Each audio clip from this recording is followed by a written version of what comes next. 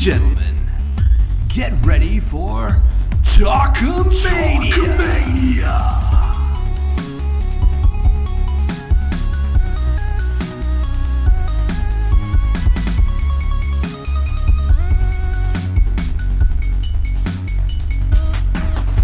And welcome to another week of Talkamania.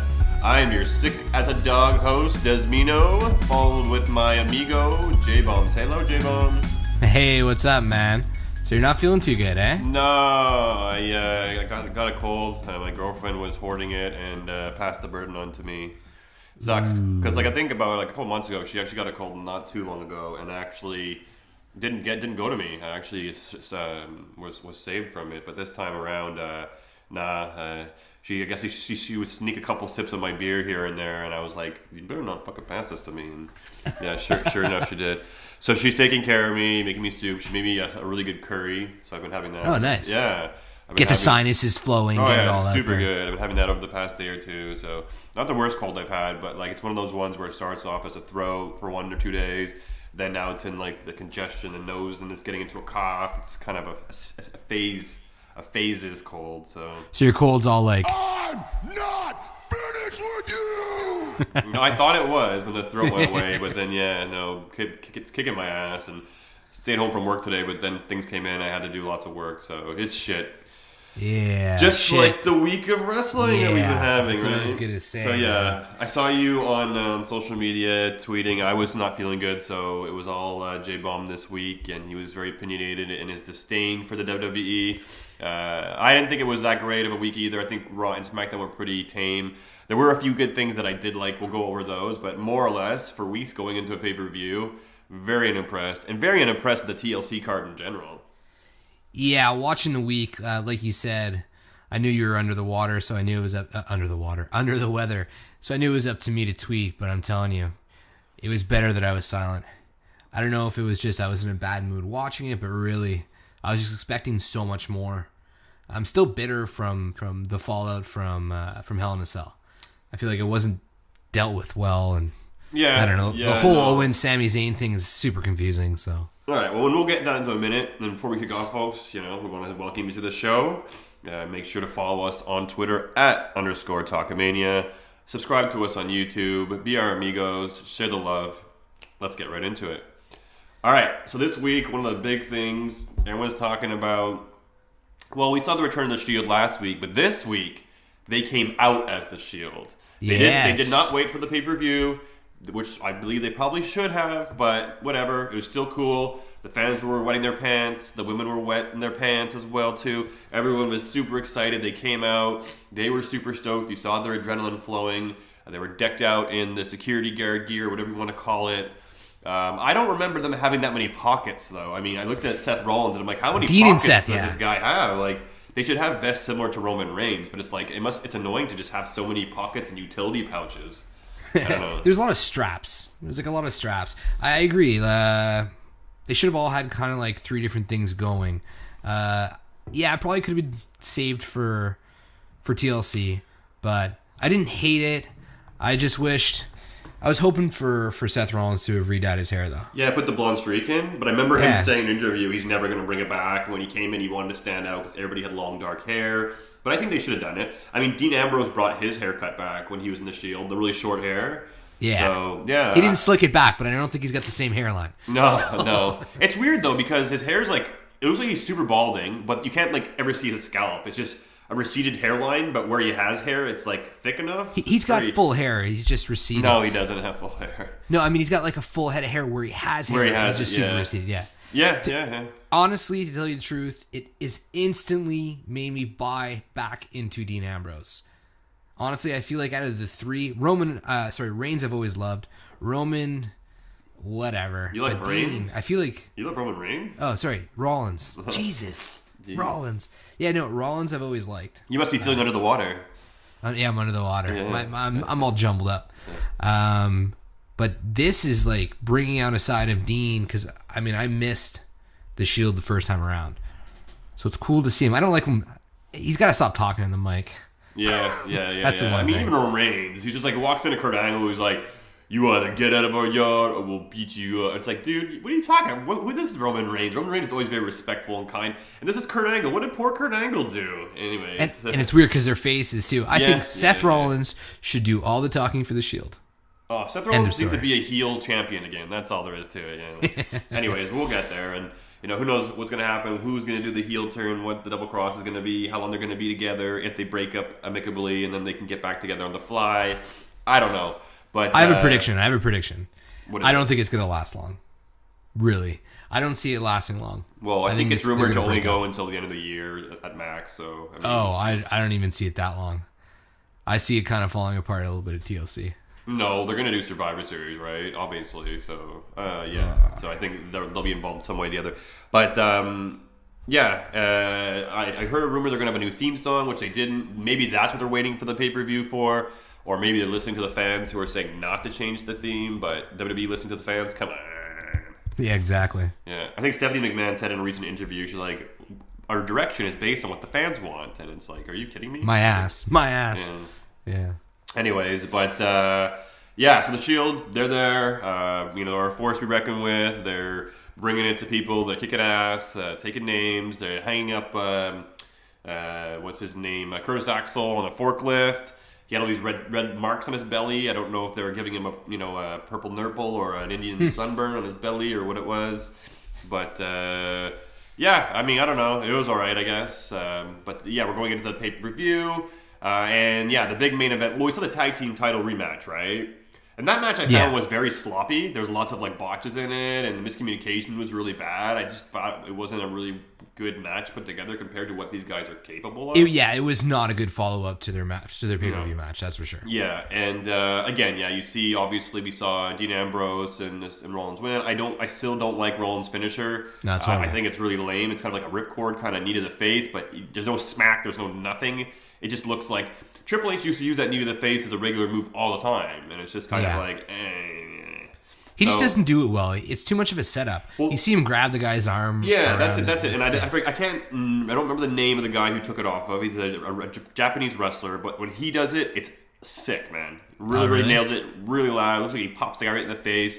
And that's what he's trying to emulate. And he's mentioned it before. He liked that wrestler. He liked that move and stuff. So cool. But yeah, he's not doing it justice. So Curb Stomp was the best. It was, but I mean, he can't do it, right? Or else save it for a very rare occasion. Or I think the WWE should start doing once in a while a rated 14 and up or 16 and up pay-per-view, or once in a while they'll go over the edge a little bit, and it's advertised a lot, and it's up to the parents' discretion to make sure kids don't watch during that time. Well, I used to think TLC was that type of pay-per-view. Yeah, and now we're going into TLC where only one match. This is the first time in history I've seen this. One match is involving tables, ladders, and chairs. There used to be a table match here, a ladder match there. No, there's nothing. There's nothing. Nothing. They need to let go of these names. And I remember when No Mercy or Unforgiven. It meant something. They were. It meant something. Yeah. The inaugural pay-per-view that was called No Mercy was a revenge type thing. You're gonna have no mercy on your opponent. It made sense for the main event at least. And now it's just No Mercy's here, and someone's gonna challenge somebody else, and there's just no point to it. No Mercy, I can see them getting away with because in all fighting, it's I will beat you up and show you no mercy. I get it. But if it's TLC or Unforgiven or Payback or whatever the hell, isn't that the same thing though? Is it Payback and Unforgiven relatively the same thing? I don't know. It doesn't make sense. Yeah. So, I remember Unforgiven was Kane versus Undertaker, right? I think that's what I remember seeing Undertaker's face on the first Unforgiven. I had the magazine, the WWE magazine. Yeah. Exactly, and it was you burnt down my house or you killed my family, whatever it was. There, then Unforgiven, and they fought, and it was done. Yeah. And now it's just God, I don't know. Yeah. Drives me wild. Again, we saw the tag team title match. They are keeping the tag team titles. I don't know what that means in terms of number one contendership. I assume it will no longer be them, but maybe it will. I can't really think of any other tag team that would be in the picture at this point in time. But then we go to the main event and we see Braun Strowman versus Roman Reigns, and we're wondering, who is this fifth guy gonna be? And I didn't tell you because I thought I wanted you to be surprised. I really thought it was gonna be Samoa Joe. That was my thought. Oh, that didn't even go through my mind. And I thought you were going to be like, good. I thought you would been excited. So I've been like, okay, cool. He's going to be stoked about this. Now, before we get to, the end of the match itself, Roman Reigns and Braun Strowman, it was actually decent. It was an okay match. The only thing that I thought was really weird, there was a point in time where Roman Reigns was climbing out of the cage, and then the bar came down, I think, and stopped them, right? I think stopped them from getting out. Was it the bar, I believe? I didn't watch it. Oh, dude, that's terrible. Yeah, I fell asleep. Raw was that bad. I didn't make it. I saw. Anyways, yeah. But anyways, he was climbing over the cage, and I believe the bar came and stopped them, or some. I believe so. Sorry, folks, but and I noticed in the cage too that now they put, especially in the Hell in the Cell, in certain parts of the cage they break out pieces of the cell so they can put their foot in to climb. The camera, out. right? I don't know if you noticed that during Kevin Owens. During Kevin Owens and Shane. Oh, maybe it's the camera as well, too. Yeah, you're right. That's a good point. But anyways, he was climbing out, and then he got stopped, and then Braun Strowman slowly got up and, grabbed Roman Reigns and did that suplex. He suplexed him over from the outside of the ring to the inside and onto the mat. Really cool. Good spot. But the thing for me was that I found very strange that time period where Roman Reigns climbed the cage, was going over, almost dropped down, and the bar fought with him, got him to go back up. Braun Strowman was laid out in the middle of a ring after a Samoan drop. And it was basically a really lame picking Braun Strowman up, dropping him, very weak Samoan drop. And it laid Braun Strowman out for, it must have been 4 minutes, 5 minutes. Jesus, taking a breather. So they should have done a spear. Or they should have done a Superman punch or something. But I just thought it was a really lame move to take Braun Strowman out of commission. There's a few little things like that on Raw and SmackDown that I saw that I was like, what? Come on, guys. You could have done that better. Is there still a door on the cages? There was a door, yeah. I don't think anybody tried to leave. I think they only do that on certain times if it works in with the match or the storyline. But nobody tried to go for the door. But the match itself was okay. But then again, so at the end, surprise, surprise, we see Kane come out, new music, looking pretty chubby, and dude, he gained weight for sure. But again, at the same time, this guy's going to be the governor of. He's going to be a mayor. Mayor. Yeah. Exactly. Yeah. I can never picture Kane as a mayor. Well, have you ever heard him? Have you ever heard him talk? He's actually very well educated. I'm sure he's smart. Very well spoken. I believe in being able to do that. I mean, look, we have. I'm just saying, look wise, We have Donald Trump being the president. The guy was a reality star and dumbass, and we have Jesse the Body Ventura, Arnold Schwarzenegger getting in office. So. And it's not that far-fetched. And he is really well-spoken and really smart. And he's popular. So, whatever, man. I mean, it is what it is. It's just weird. Because it is weird, yeah. But it's kind of cool that, this mayor's, coming in and dropping people on their head and stuff. And, if he lost a little bit of weight and muscled up, it'd be cool. But, it is what it is. He came in and, so it's Kane. Kane is the fifth man. So this is what I don't understand. I mean, Kane was drafted to SmackDown. I don't think it matters at this point in time. That's assuming, if that's a fact, then that's cool that you it's a fact. That, it's a fact. I saw it on Twitter. I didn't come up with it. I saw it on Twitter. And 5 against 3? It's ridiculous. I never. Why are they doing this? I've never seen this. It's just so very strange, the storyline. First of all, how is this not Survivor Series? It would make a bit more sense. Well, I guess that's going to be the Survivor Series team then. They already have it made. Feel bad for. You don't think someone's going to die? Totally shafted in this whole thing.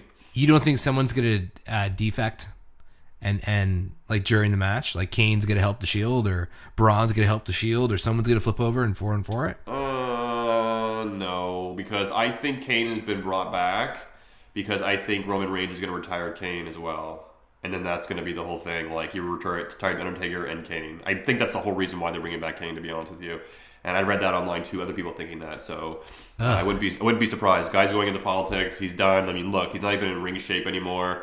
I'm pretty sure that they're gonna use it to build Roman Reigns up. If not, then maybe Kane could turn and beat up Braun Strowman, and there'll be a program between Braun and Kane. Who knows? But the Shield has to lose this match, right? I don't believe they will. They're not going to have. So wins and losses don't matter. They're not going to have They're not going to have them lose their big first pay-per-view debut match. And is it the first match as the Shield? Yeah, I think it is. I don't think they've done a tag match yet, have they? Anyways, Like even like from the first run. No. I mean, since they've been reunited, I don't think they've been in a match all together at the same time. They haven't. So they're not going to lose their first match.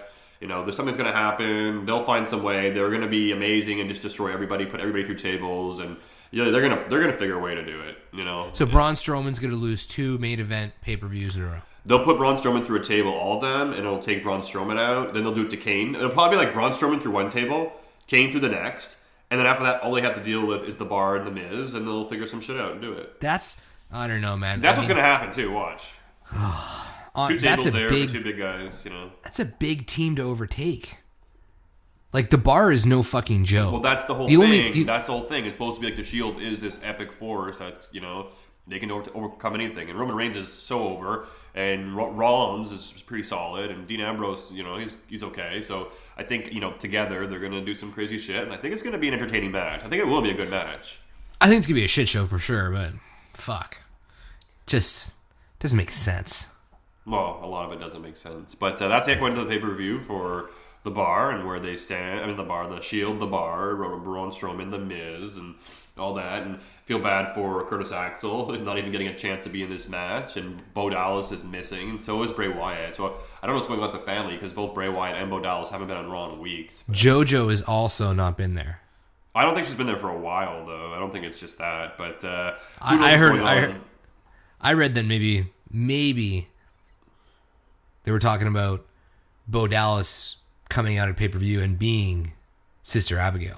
That'd be really cool, but it's not going to happen because we see the makeup and the veil on Bray Wyatt. He even talks like a lady. Do you see that? Like that was the argument, and I'm really confused to see what happens here because he is you men and all stuff. Like he's literally this is groundbreaking for the WWE because they're going to have a man play a woman. Like I mean, like not transvestite, but I don't know.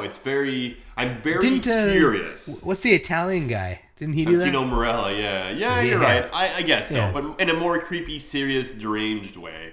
But yeah, I'm very interested. I don't care about the match itself. I'm 100% sure Bray Wyatt's going to win this match, but I'm very curious to see what happens with him coming out as that character. Another lame thing I noticed in this feud was, oh my god, Balor coming out, talking on the mic, and then them going to his face, and then coming back from his face, and going to his face. Oh my god. And like the effects too, it's almost like somebody just learned that in their computer class and wanted to show it off or something. It was just worse than Wayne's World. Yeah.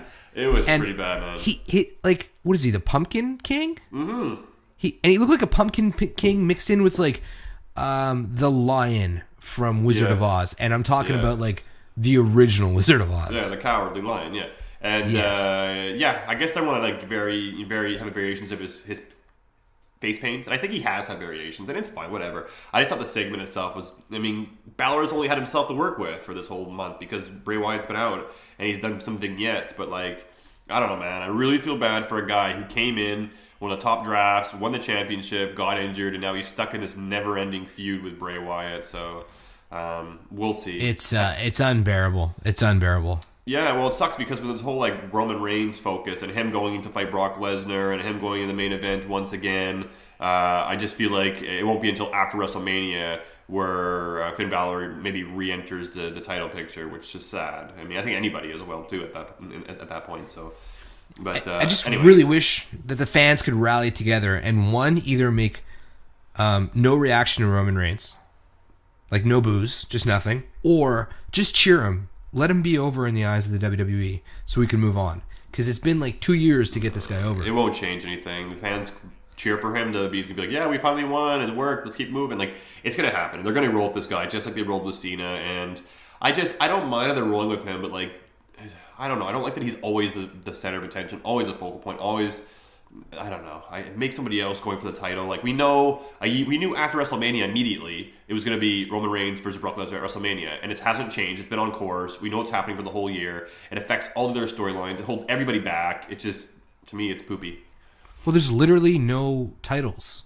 No. IC championships not being defended. Oh, I know. And it rarely is defended too on the shows or on the pay-per-views. It's I don't know. Universal title's not there. I like to see a program between Rollins and The Miz for the IC title. Or even, you know what, the Matt Hardy versus The Miz would be a good program. That guy's... fuck, whatever happened to the Hardys, I mean, come on. Well, Jeff got injured, and they're like, well, we don't know what to do with Matt, and we're not going with the whole broken character, so... and then they tease it every week. I'm woken. Okay, fine, they found a way around it. He's woken. It's like, no, he's not. He's not there. It's like, fuck. So, anyways. It's frustrating. Again, this is why... My week was the way it was. Yes, yeah. And Matt Hardy's been missing. Have you noticed somebody else missing from Raw lately? I don't know. So Nia Jax, where's she been? Oh, true. Right. So I don't know if you read the latest on her today, but apparently she's walked out as well too. Or I know at the very least she's asked for personal time off. And people are saying that it stems towards her frustration in the way she's being used, and I don't know. For me, I'm a bit confused if that's the case because I think they were they were using her quite a lot, and they're behind her a lot, and they made her look very huge. Strong. And the only thing that I'm kind of would be frustrated about, if it is the case that the way she feels that way is, dude, like, you have to earn your stripes first, What is she expecting to have the title already? Like, she's been on the main roster for, a year, and she was fighting jobbers, and I'll give her credit. I did not like her, and I'm not a huge Nia Jax fan, but she's definitely coming to her own, and she's solid, and she definitely could be a future champion, but not yet, I don't know, I just, and maybe she also sees Asuka coming, and she's like, oh, fuck that, we're all screwed now, so... I don't know, but she's taking some time off, or she's been taking some time off, so we'll see. And we saw that on Raw this week. Alexa Bliss is now teaming with Emma instead of Nia Jax. So, yeah. And then we saw a little match. We saw Mickie James get her win over Alexa Bliss, which translates into the usual WWE recipe of, well, then Alexa Bliss is going to win this Sunday. So, it's always the case. Yeah. Just with, Charlotte getting, a pin over Natty, or Charlotte getting winning over Lana. The weakest person in the match this week. Come on, man. And why was she in the ring? Fest. Why was she in this match and Carmella wasn't? I don't understand. They canceled the Lana project of her as a wrestler, and then they have her wrestle again. And I don't know, man. I don't know. It's a mess, man. I don't remember the last time. I know everybody says this is the lowest point in the year-long season of WWE, but there's some huge potential going on right now. I find Cesaro's stock is really, really high. The Bar stock is really, really high. The Bar's cool. I'm enjoying them in there. The Usos are really, really high. New Day is really, really high, and they're just not taking advantage enough of those things. Well, New Day, all they did this. AJ is getting back into the title picture, which I'm ecstatic about. Oh my God, I cannot wait. He needs to stop that Survivor Series match from happening. Oh my God. Yeah, well, I mean, the thing is they're... I guess we can go into that now. I mean, we saw Jinder Mahal on SmackDown. He went and issued a challenge to Brock Lesnar. I think people are actually excited for this match because we're finally going to see Jinder Mahal get destroyed. And it's not for a title. It's just going to be a champion versus champion Survivor Series cross-brand pay-per-view. I think it's cool. I'm down. Really? I'm totally down. And they're going to... First of all, I want to see Jinder Mahal get his ass destroyed and get pinned. It's been so long since he's been beat, and I want to see it happen. And at the same time, they're working an angle and a program with AJ Styles, and I like that. And I really hope AJ Styles is the guy to take the title off him. Now, here's one thing that makes me nauseous: is Jinder Mahal issued a challenge, or not an official challenge, but he said that he wanted to fight John Cena at WrestleMania for his title, which would mean Jinder Mahal would hold on to the title until WrestleMania.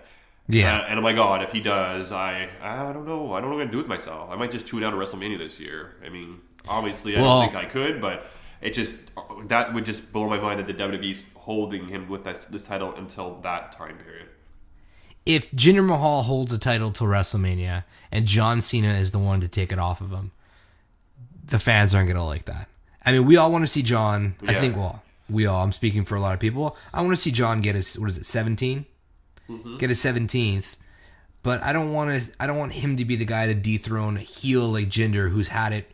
Because Jinder's going to break some records if he makes it till WrestleMania. Yeah, I know. And John Cena's part-time now, which he deserves respect. He deserves the title, all this stuff. I get it.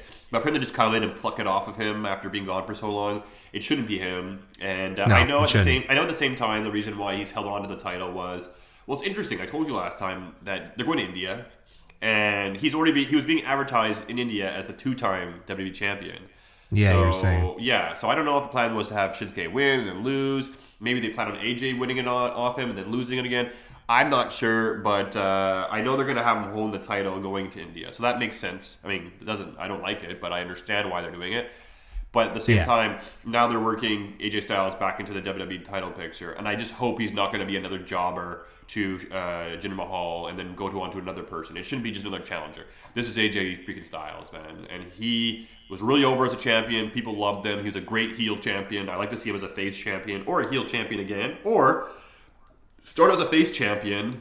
Maybe this is what's going to happen. Like I said, he's going to win the title, be a face, turn heel eventually. Nakamura wins the Royal Rumble. Nakamura versus AJ Styles for the championship. WrestleMania. Nakamura finally wins. I think there's actually a good likelihood that could happen, but we'll see. I could see it happening, but I could see AJ Styles retaining, just because I don't think that they have that much belief in Nakamura, and I don't think. Like you said, Nakamura finally wins. I mean, really, it won't even be a year. Well, who's going to be? Yeah, but he has a huge following, and people know him and know his work outside the WWE. And they're shafting him. I'm just saying, like, but it's the trend. all part of the plan. Again, I get it. They're having him lose. They're having him have this big journey. He's not going to win it. The time wasn't right, and it wasn't. I think it was a little bit too early for him to win the championship. Oh, for sure. For sure. So yeah, he'd go out there and do what? He'd have some weird, awkward interviews and stuff, and I don't know. It wouldn't work. And I just think with AJ Styles, those two know how to work a program together. They know how to wrestle to each other. People want to see this match. I don't think it's a matter of when. I think it's, despite if it's for the championship or not, these two are more likely going to fight at this year's WrestleMania.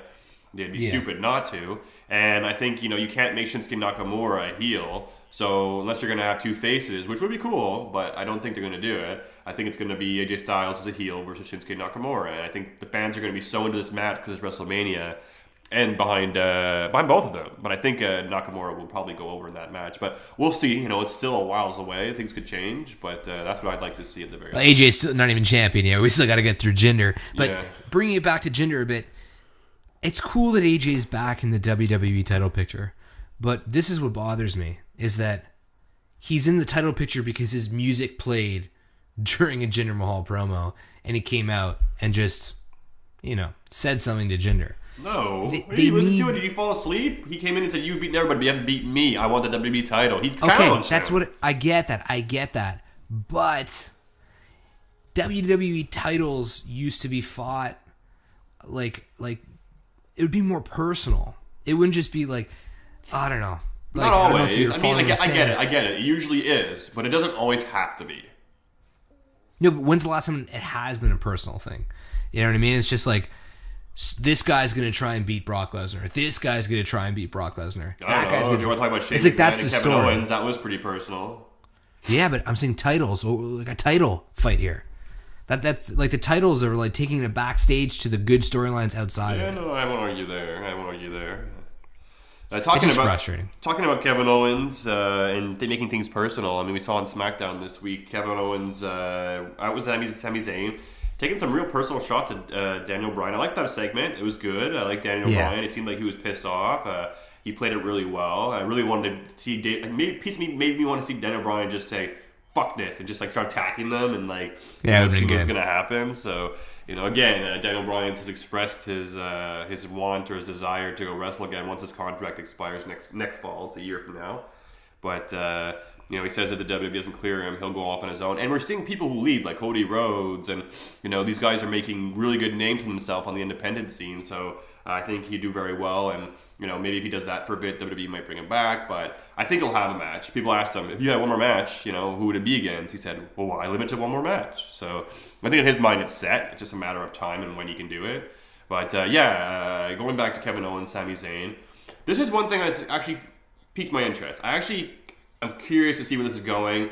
I kind of like the two together. Sami Zayn's he's good on the mic. He did a very good job talking on the mic and explaining himself. Him and Kevin Owens together was all right. They beat Randy Orton and Nakamura, which is funny because you see two guys come in and lose against the two top talents or cause a DQ, but they literally won. It's been interesting. And Kevin Owens is funny as fuck. He's hilarious to listen to. He's really a nasty, sarcastic guy. He's very witty. So I'm interested to see where they go with this. The match itself was not the greatest. I thought it was sloppy to an extent. And I'm telling you, Watch Randy Orton. If you want to go back, folks, and watch this match, Randy Orton was terrible. He was sloppy, and he was He's always terrible. He was no-selling everything. He got super kicked at one point and just kind of went into the corner turnbuckle, kind of like chilled standing up in the turnbuckle. And it's like, dude, you got hit with a super kick. Like, I know they're overused, but, come on, man. Like, it just, I don't know. He was no-selling, and then he ended up losing against a hell of a kick. And, I don't know. He's getting back, I guess, to the younger talent. Maybe he's not super happy, so he's not doing as good of a job as he could be doing.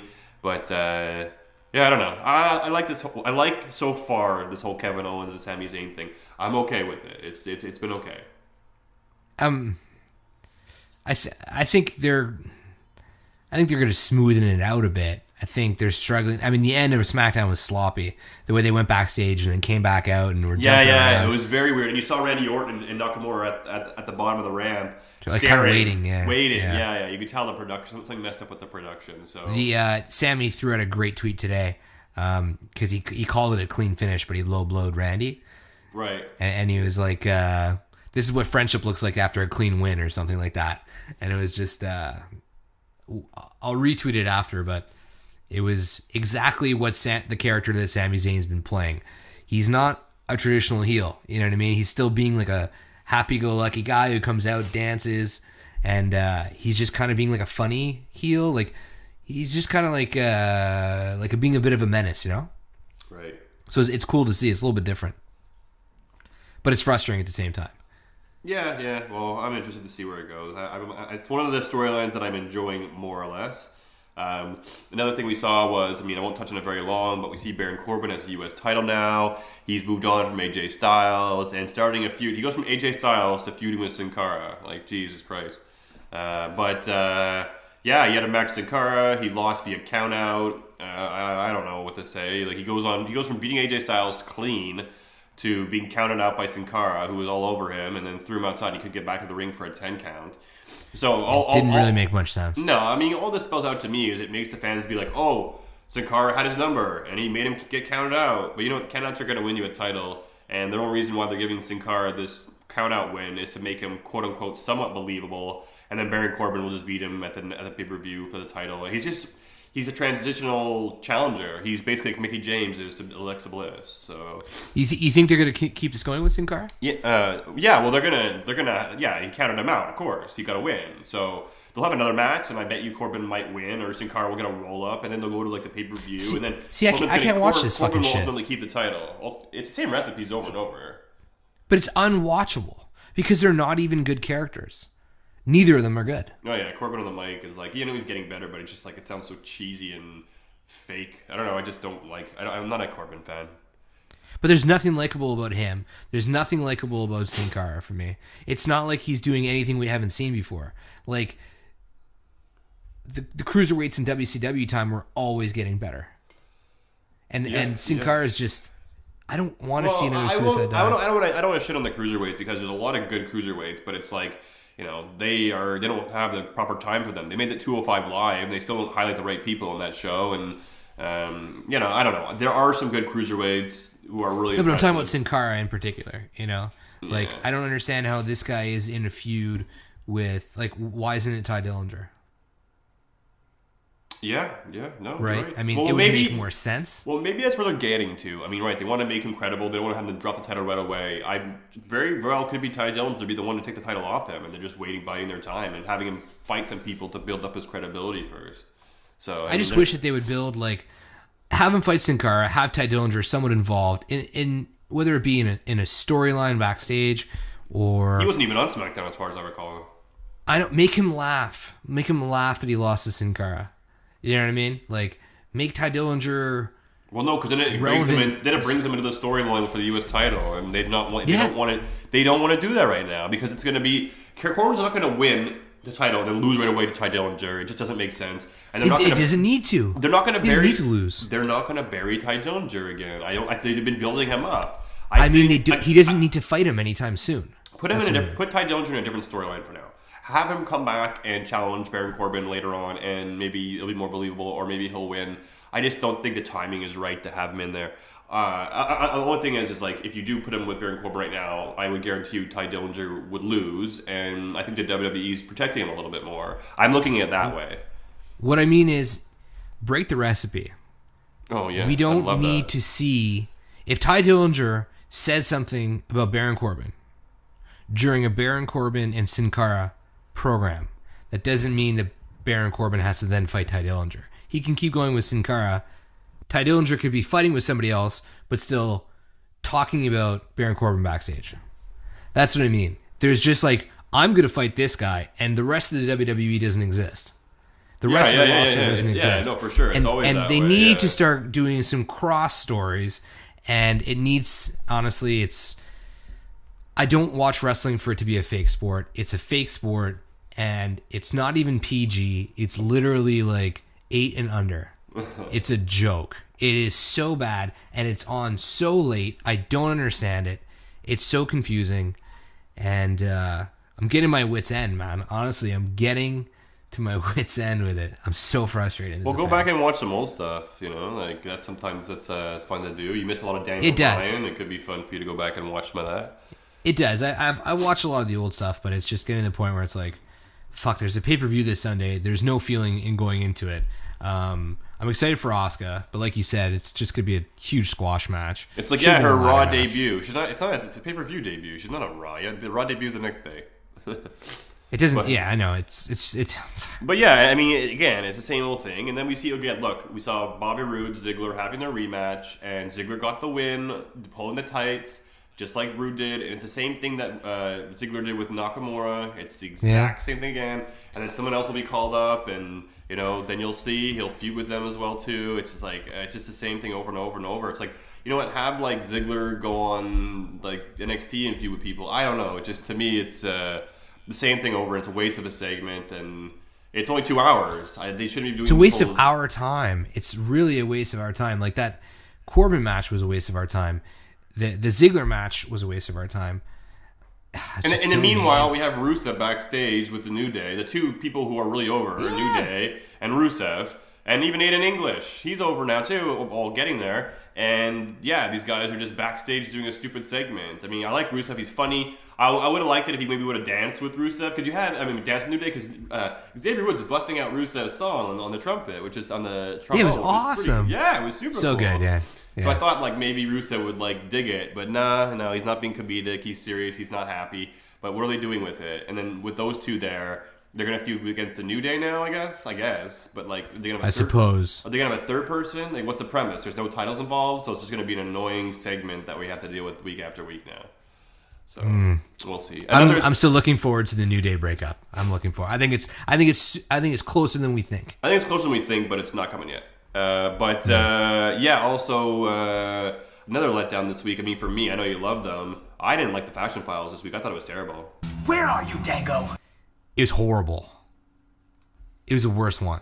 I think it's the worst one. Yeah, it's the worst one. This whole Ascension thing, they put the Ascension in it because they have nothing for them to do.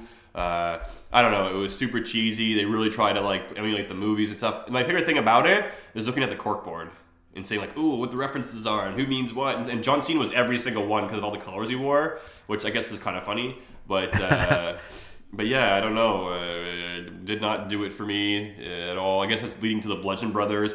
We did another cheesy ass promo. The darkness will prevail. We will kill you. Here's my hammer. Like, oh my god, guys! Like, how do they repackage wrestlers like that? And it's not even a full repackage. He's still Luke Harper. They look the exact same, except for like maybe their clothes look a bit different, and they have big hammers. They better use those hammers that knock people around, because that's what people do when they bludgeon people. They're obviously not. They're gonna have some sort of lame finisher that's gonna look like they're using a hammer, but it's gonna be like, I bet you their finisher gonna be like a double axe handle. Yeah. Oh my god. And guaranteed, it's not gonna stick. And then we'll see how long they go until Eric Rowan gets an injury and then he's out for like 8 months, and then Luke Harper's repackaged. Like I never thought I would say it, but like Fashion Files, they need a match. They need some momentum in the ring. They need a match. I want to see them wrestle. You know, I like them and they're good wrestlers, man. Like, I don't know. Jesus, they're great wrestlers. Man. Yeah. Put them in the tag team title picture, or have like have one of them challenge for the U.S. title and be a troll or something. Like, I don't know. Like, you know, they deserve a lot better than they deserve. They're having all these weird tag teams get together that are single wrestlers Why not have Yeah. these single wrestlers start coming out that are tag teams? You know, like I don't know. Anyways, yeah, it's a bit annoying. It's a frustrating week. It's a frustrating week. I think But we're at a low. We do have TLC to look forward to. It's not a great pay-per-view, but Sundays are always a little bit more enjoyable when we have a pay-per-view. And this week we have TLC. So, without further ado, ladies and gentlemen, Predictions. That's right, folks. Hell yeah. So, basically what we're going to do is what we do every month. We go over a pay-per-view, we give our predictions, who we think's going to win, who we think's going to lose, speak our minds on the match a little bit, and that's about it. So before we wrap up the show, let's do it. Let's go through our predictions. Let's roll through it. Let's do it, bud. Right. So first on the card, on a pre-match, we have Alicia Fox and Sasha Banks. Now this one came out left field. I really feel like they just felt bad for Sasha not having anything for her to do. And they're just like, okay, well, we'll put you in a program with Alicia Fox, and yeah, we'll put you on the pre-card. Even though there's another match that probably should be on there with the lightweights, but, you know, is what it is. And Alicia Fox, Sasha Banks, we've seen them fighting back and forth. I like Alicia Fox. I think she's underappreciated, and I think she's underrated. I think she's funny to watch, like when she throws her tantrums. Yeah, this match for me is straightforward. It can go one or two ways. It's not as easy for me to decide this one as you'd think, because I don't know what their thoughts on Sasha is. I know she's opinionated. She's not too happy about her booking on Raw, and she's vocal about it. And at the same time, you know, we had Alicia Fox pick up a win on Bayley. You know, Sasha Banks beat her 2 weeks in a row, so they're gonna have her really beat Alicia Fox 3 weeks in a row.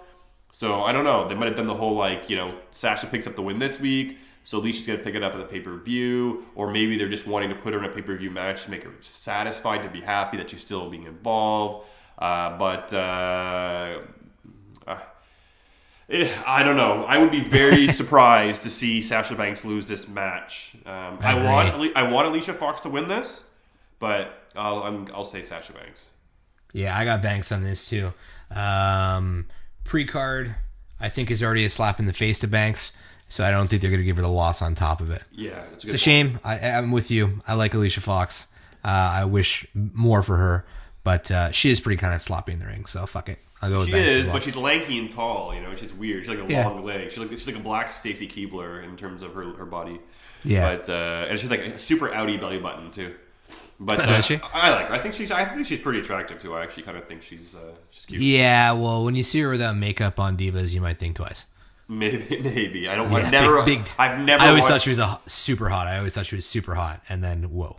I've never watched an episode of Divas, folks, ever. Not one episode. So just like it is so good. It is so good. November 1st, Total Divas, whatever. And Alexa Bliss is on it. Nia Jax is on it. It's gonna be a good season.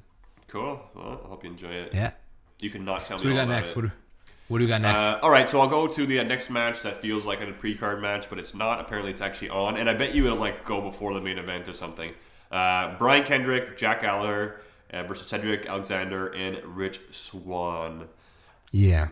Well, I mean, I don't know. Anybody could really win this match, but I feel like they're really pushing this whole Brian Kendrick and Jack Gallagher tag team together. We also saw Jack Gallagher get pinned this week, so I think I'm going to go with Brian Kendrick and Jack Gallagher as the match, the team to win. Yeah, I'm on the same page. I feel like it's a 2-on-1 because Cedric Alexander and Rich Swann are the same person to me.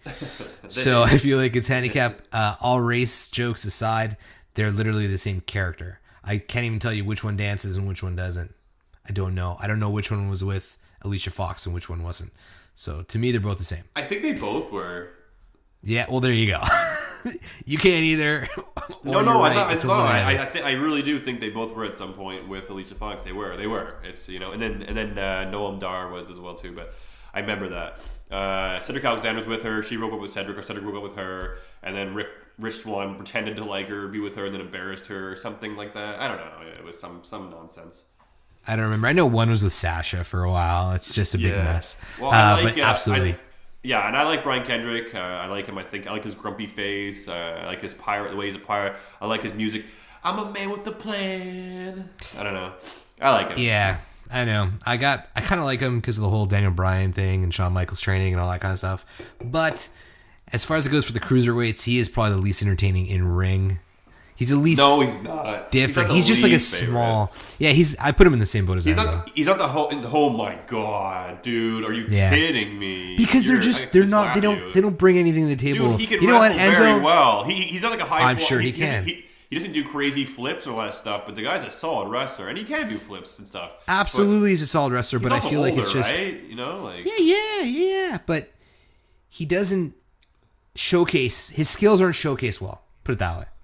Do you know that he used to be a huge pothead, and he left the WWE because he couldn't pass like the drug test, and they told him, "Look, you gotta stop smoking pot," and he's like, "No, I'm not." He basically decided pot over wrestling, and he would smoke pot every day, and then now he actually said to get his life back together and to get back on track and to get back in the WWE, he had to quit it cold turkey, and he's quit it cold turkey since then. But it's interesting to know.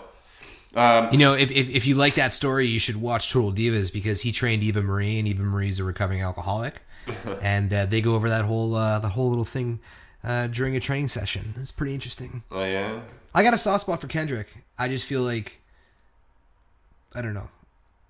He's better than you think, man. I just think that when he comes on, you go boop boop boop boop boop on the PVR. So you don't end up watching his match and appreciating the kind of stuff he does. He's on the mic. He's really funny. He's really clever. Like, I don't know. Sometimes I'm talking about matches or lightweight stuff, cruiserweight stuff, or diva stuff, and you're like, yeah, I just fast forwarded through it. And sometimes it's justified because it's garbage. But sometimes if you actually watch these matches, like you're like, oh shit, man, Brian Kendrick's actually pretty funny and pretty good. And that's how I've gotten to like these people, by kind of actually giving them a chance or watching a match here or there. So I've watched Brian Kendrick matches. He is good. I find he's always upstaged by who he's fighting. Depends who he's fighting.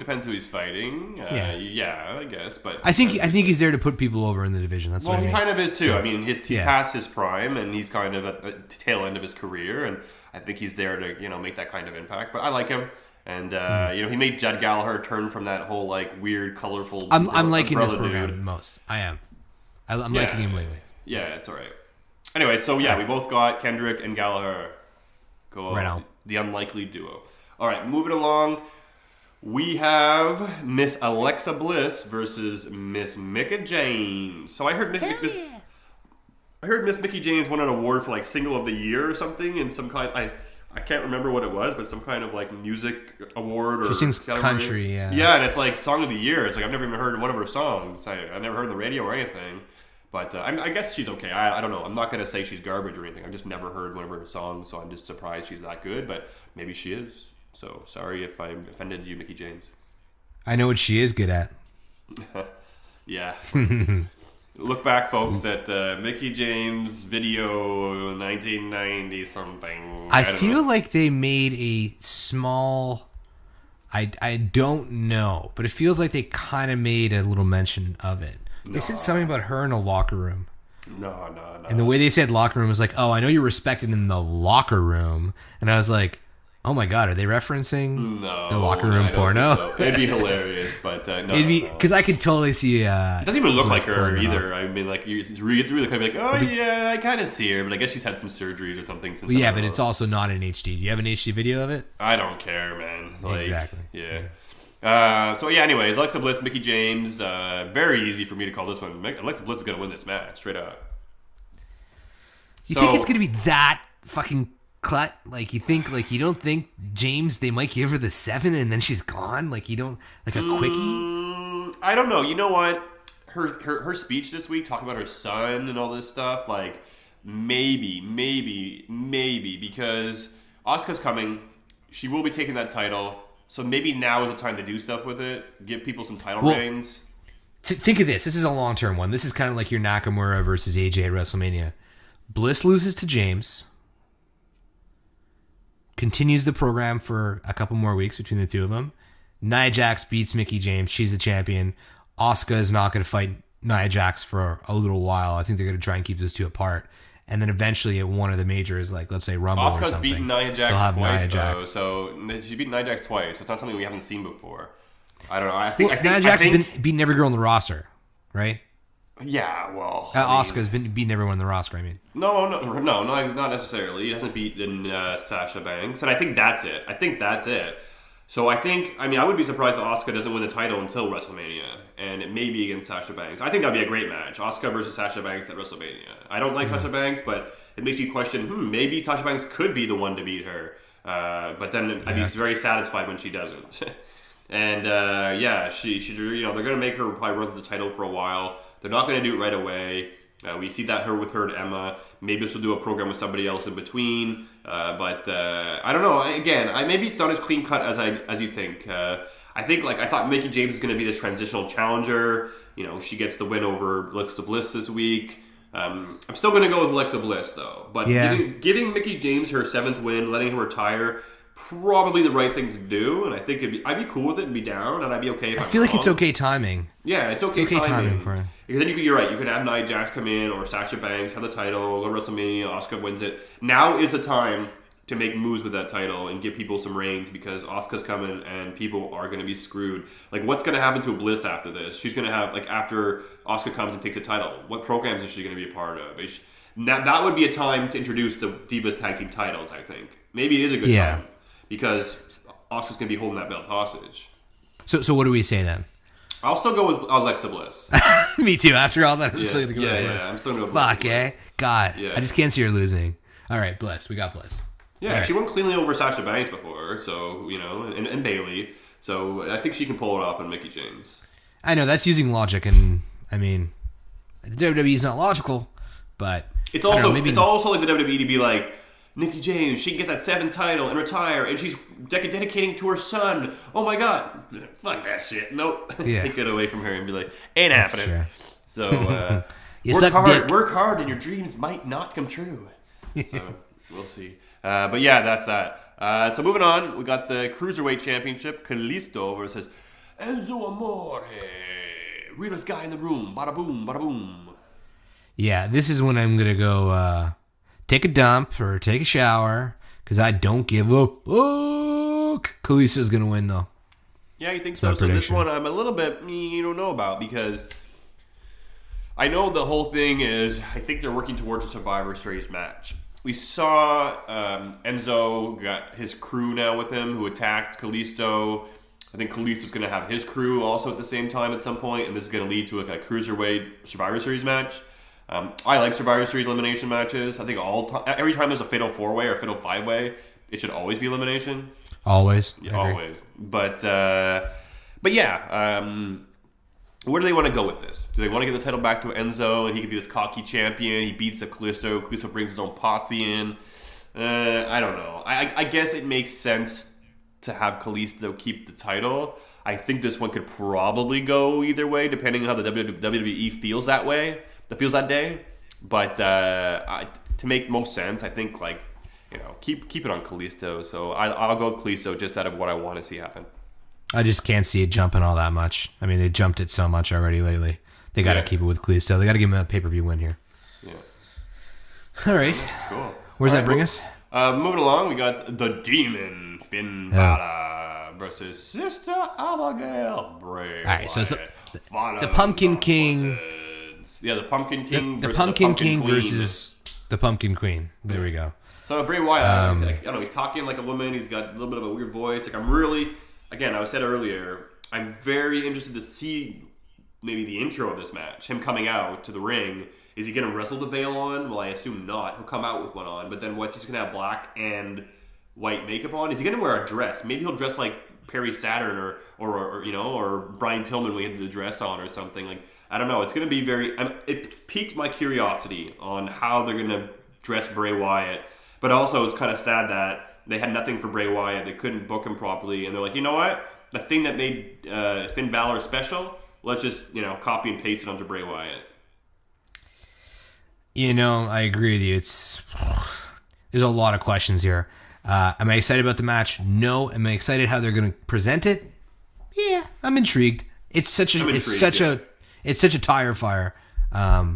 Such a train wreck. Dude, how many times have we been sitting here talking about pay-per-views, going over this match, hoping it's the last one, and it still happens again? This is like 5 now. About 5 matches. I think they've done every combination of the Demon versus the regular guy, then the regular guy versus the regular guy. Now it's Demon versus Demon. The only thing I'm hoping for here is that Sister Abigail becomes so powerful that it's actually somebody else, and then Bray Wyatt can interfere. Yeah, well, don't hold your horses. That would be too cool.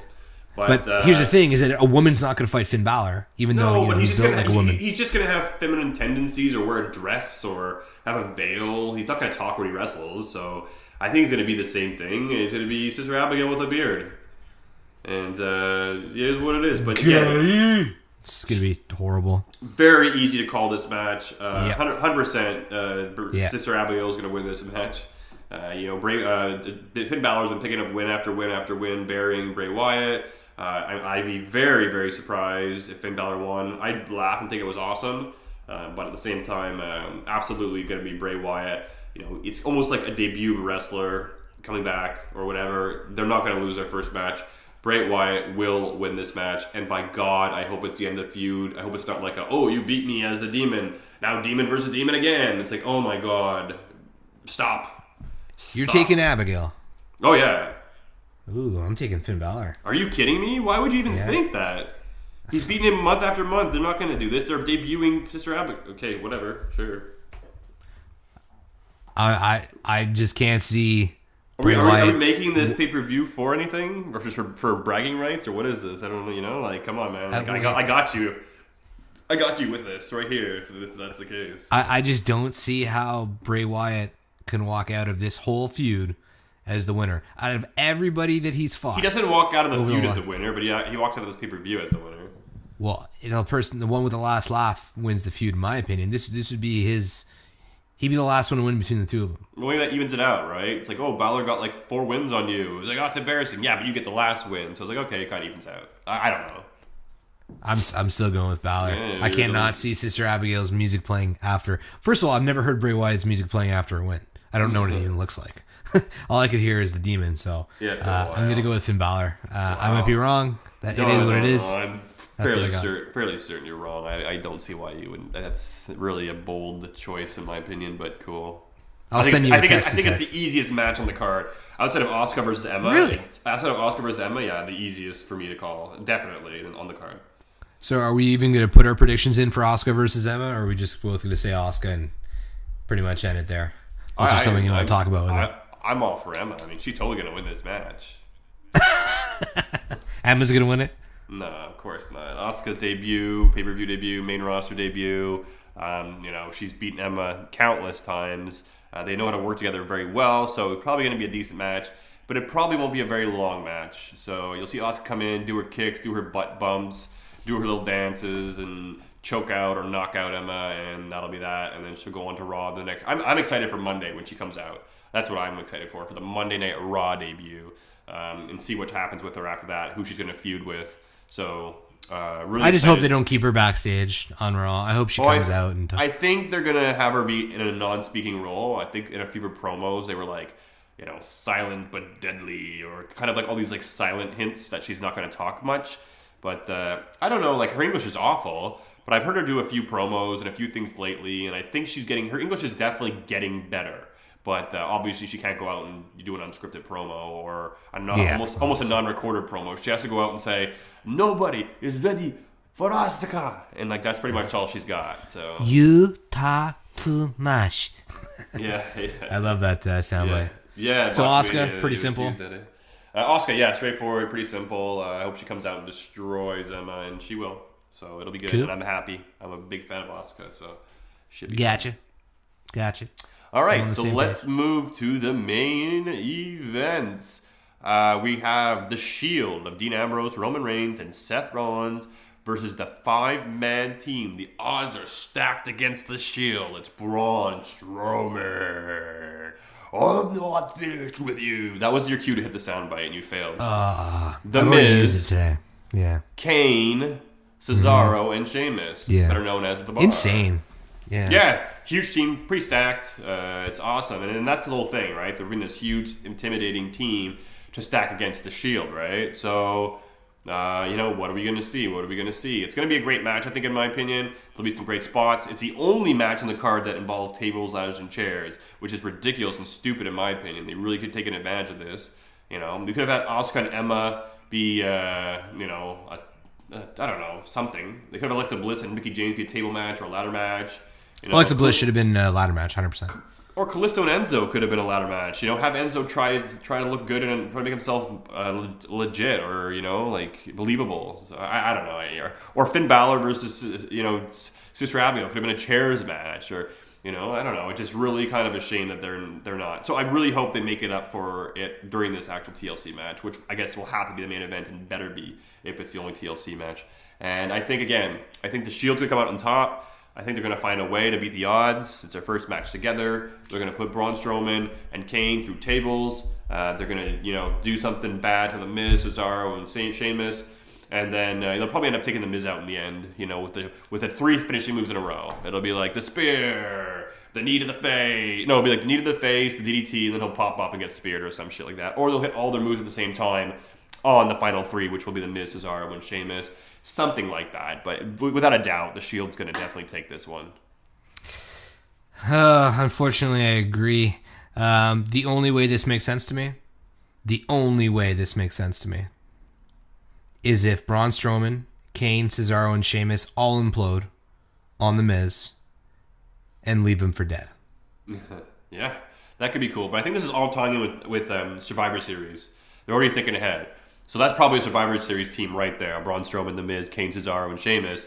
The Shield's going to go ahead and have to find 2 people of their own from Raw to probably join their squad. So, probably be like Matt Hardy and Jason Jordan or something. Like, I don't know. Who knows? Ugh, you know what? You're right, because that sounds like such a terrible idea. We're going to see the exact same match. Is Survivor Series the next pay-per-view after TLC? Yeah. Yeah. It just, I don't know. The Shield should fight 3 people from SmackDown. That's I think there's a rumor that they're going to do like a SmackDown versus Raw program too. But it'd probably be like Titus O'Neil and Apollo Crews on one team, and oh my god, nobody wants to see that. So, All right, well, to wrap that up, we got Banks, Kendrick and Jack Gallagher, Alexa Bliss, Kalisto, Asuka, and the Shield. And the only match that we're really different on is Bray Wyatt and Finn Balor. So it comes down to the lamest match on the card. You think it's the easiest call. Oh, yeah, I thought it was the easiest call too, but in the other way. I just don't see any way Bray Wyatt's winning this. But I guess it is what it is. And we'll see who the better man is, yeah? Yeah. That's between you and me in terms of our predictions, not between Finn Balor and Sister Abigail. So we're not throwing anything down on this one? Oh, we can. I mean, I think you still owe me for the... I still owe you. I'm still waiting for you to let me know, bro. All right. Still waiting for you to let me know. Anyways, so anything you want to add before we wrap this up? No, I think we highlighted quite a lot. A lot of what went on this week, or at least the relevant stuff we wanted to talk about. Shield... we talked about Randy Orton. We talked about Nia Jax. KO. We talked about all the things that even mattered. KO, Sami Zayn. We went through TLC. So I guess that's about it. We got a pay-per-view to look forward to. So we'll definitely be back next week talking about all the news, the fallout, any gossip, and all the shit that there is to talk about. Hell yeah. So, again, another week. Thanks for tuning in. Don't forget to check us out on Twitter @_Talkamania. We need subscriptions on YouTube. We need some hits. We need some love. We post it every week on our Twitter, so keep an eye out for that. You could also follow us on Podomatic if you're into the podcast in your car, on your phone, at work, wherever you want. Until, I guess we'll maybe get together either Sunday night or Monday for the fallout from TLC. Until then, Dez, take it easy. Bye-bye now.